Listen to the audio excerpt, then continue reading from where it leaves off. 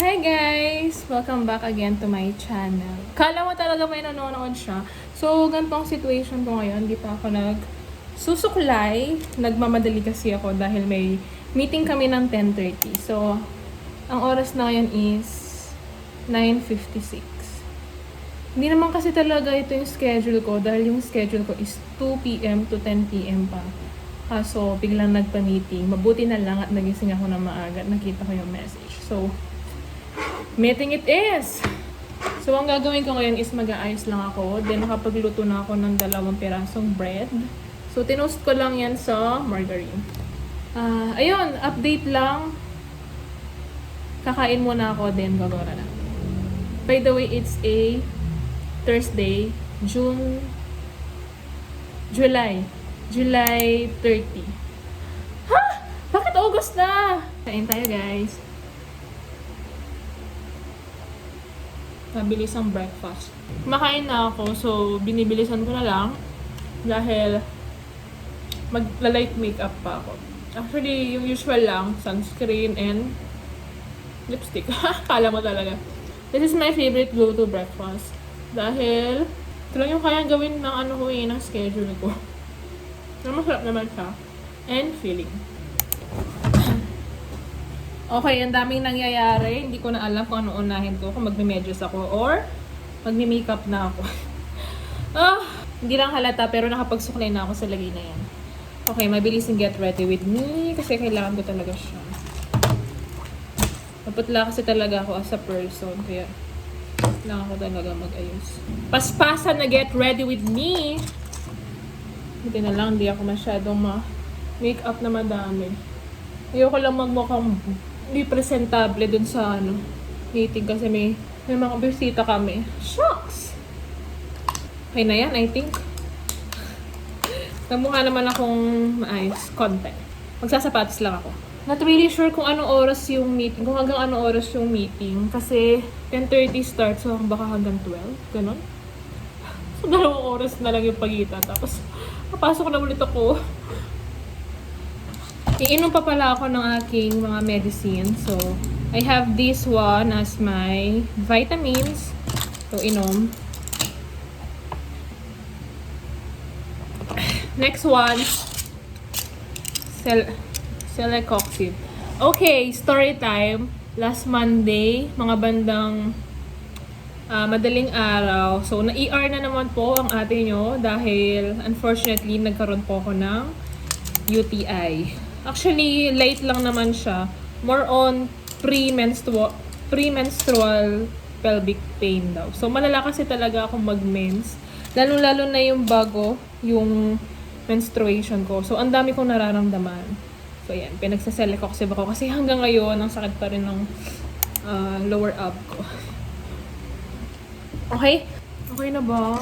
Magpupulbo na lang siguro ako ng konti para mawala yung shine ko dyan. So, then let's go. Bye! Not forgetting my snack, my favorite snack. As an acidic girly, kailangan ko talaga ng mga crackers dyan. On the way na ako pababa sa aming apartment. Crackers it is. Nagmamadali na talaga ako at this point, guys.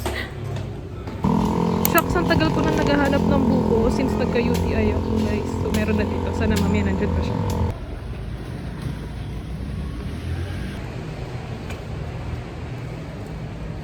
So, ayun. Nandito na ako. On the way na ako, guys. Dead ma. Namin nakatingin.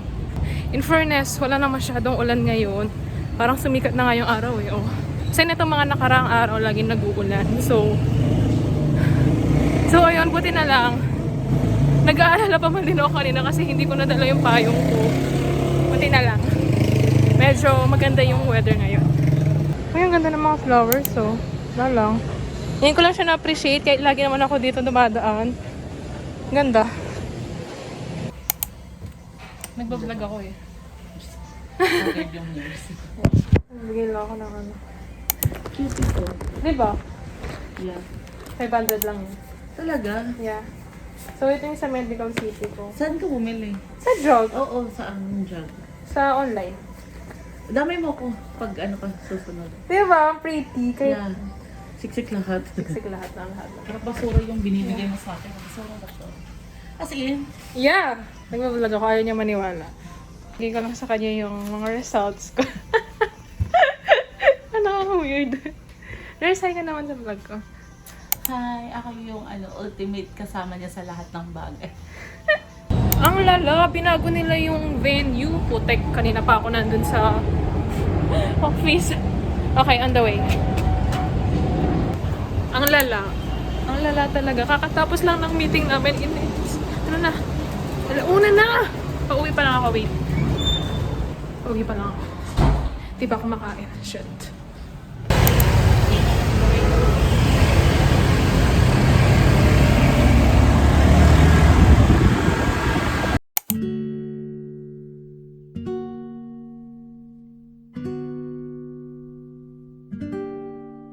Tapos, ano tawag dito? Sumasakit din po ba yung tiyan? Hindi.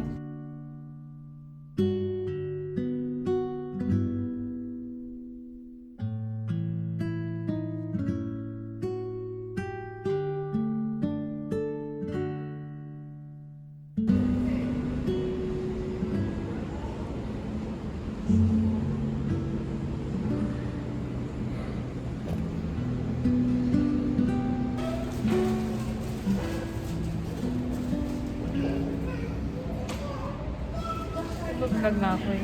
Nagbablog na ako. Kasi magre-resign na ako sa work. Nagbablog na lang ako. Ito yung first vlog na.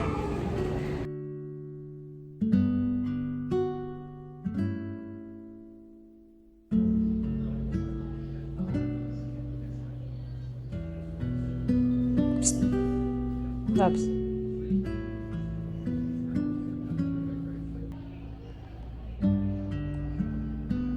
Tingnan niyo yan guys. Parting post. Banda.